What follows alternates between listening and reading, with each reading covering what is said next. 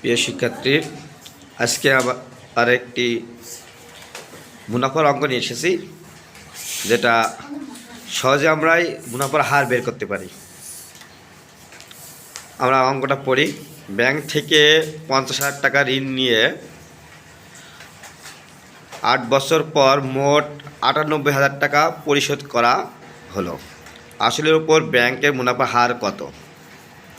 তাহলে আমরা এখানে দেখতে পাচ্ছি মুনাফা সহ আসল 98,000 টাকা।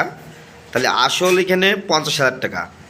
তাহলে 50,000 টাকা আমরা মুনাফা সহ আসলের সাথে বাদ দিয়ে দিই। 98,000 থেকে 50,000 বাদ দিলে মুনাফা আমাদের বেরিয়ে চলে আসছে।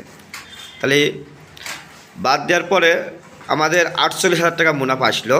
এই 48,000 টাকা মুনাফা আসছে 8 বছরে। তা আমরা লিখতে পারি 50,000 টাকায় 8 বছরের মুনাফা 48,000 টাকা। অতএব 1 বছরে বের করব, আর সেই সাথে 1 টাকায় বের করব।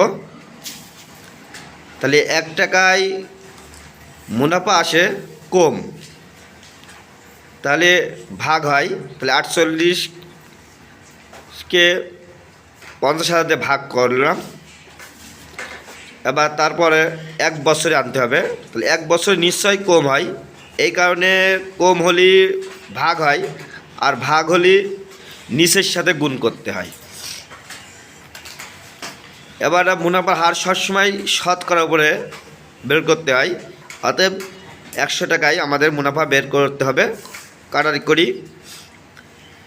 48,000 থেকে 50,000-এর মধ্যে 3 শূন্য কেটে দিলাম, আর 50 থাকছে। 50কে 2 দিয়ে ভাগ করলে 100কে তাহলে 2 হয়, আর 8 দিয়ে 48কে ভাগ করলে 6 হয়, দিয়ে 2 আর 6কে গুণ করলে 12 টাকা হয়। অতএব নির্ণয় আমাদের মুনাফার হার 12%।